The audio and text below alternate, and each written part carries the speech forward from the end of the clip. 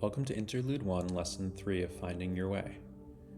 In this lesson, we will discuss the meanings of a few different words: desire, wish, want, need, and require. All of those words relate to manifestation, things we wish to bring into our experience. However, they all mean different things, and only some of the words are wholesome. Let's start with desire. Desire is a relatively neutral term, signaling an orientation in the broad field of intent. When we desire something without attachment, we orient our intention towards the object of desire, putting ourselves onto a path of obtaining it. When you become sufficiently sensitive to the energies contained in words, you begin to notice that even desire has a certain stridency to it, a strange sense of anger and entitlement, and a subtle clinging. We tend to be pulled towards the objects of our desire. The term I prefer when discussing unattached manifestation is wish, as it carries none of that stridency or clinging and has a lighter, more playful feel. When we add attachment to our desire, we get want. Wants are a type of craving in which we are mentally saying, "I don't have this. It is separate from me, and I want to possess this thing or experience that I do not have." It creates an inherent suffering through separation.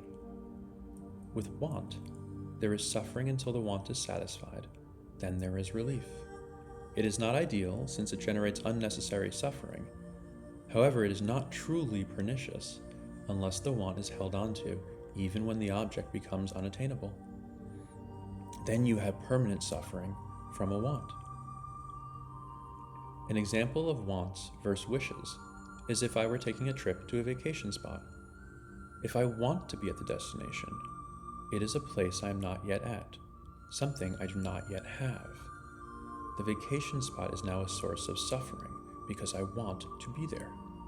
Even if I manage this by saying I want to be there at a certain time, I am still removing it from my experience in the now, and psychologically putting myself into the future rather than the now.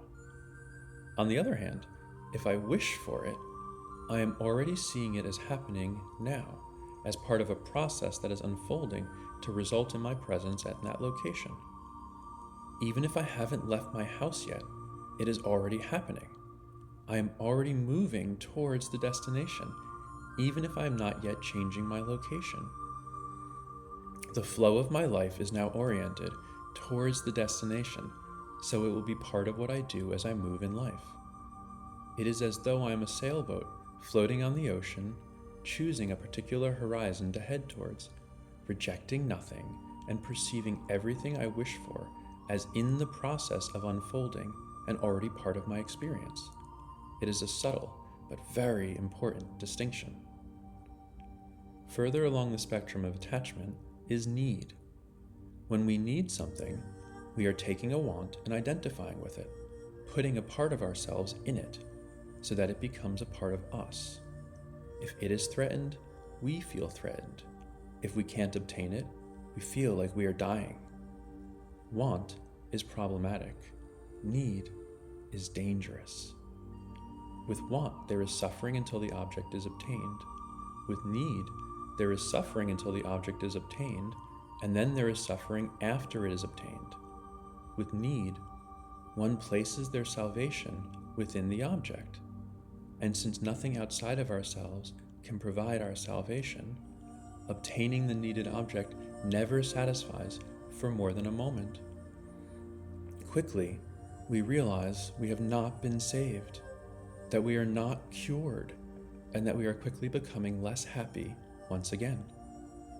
This kicks off a cycle of needing that never ends, with us endlessly needing something new, something more than we have now, in order to be happy. And it is never enough. The entire mental conception of scarcity arises from the conflation between need and require. Whereas a need is something that we crave and identify with, a requirement is something that has to happen in order for us to achieve our goals. If we wish to do a particular thing, There are generally certain steps that are required in our experience in order for that thing to be achieved. As we will discuss further in Chapter 7, when we manifest without attachment, we always attain our wish, and we always have the resources we require. When we manifest with attachment, we will either not attain the thing we are manifesting, or we will manifest a distorted version that twists our desire into a darker path that will teach us new lessons about our attachments. Therefore, scarcity can be seen as a tendency to manifest needs rather than requirements. An example of this is time scarcity.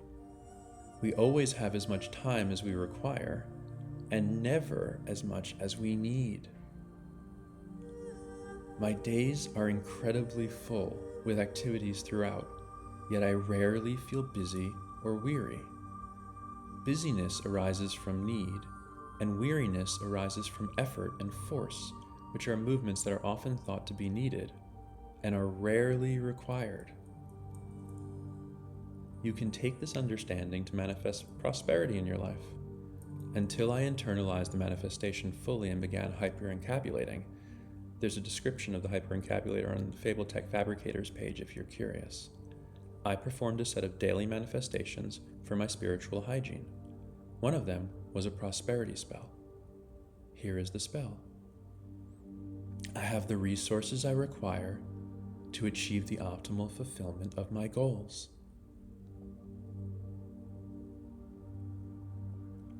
I know that in every moment, I have the resources I require, whether those resources involve people, money, knowledge, or any other source of support, understanding, or raw material. As a result of that deep knowing, I always do have the resources I require. These first two words matter lessons are foundational in avoiding many of the traps that plague seekers on the path. Recognizing silliness early on allows us to heal an entire swath of silly behaviors that do not contribute to our well-being and result in harm to our relationships. And recognizing the differences between desire, wish, want, need, and require will lead to much more effective manifestation, and therefore a life in which the wishes of our heart become realized.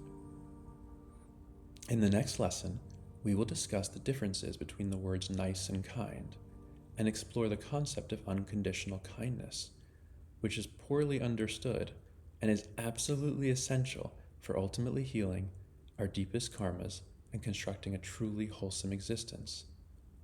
Until then and always, be well.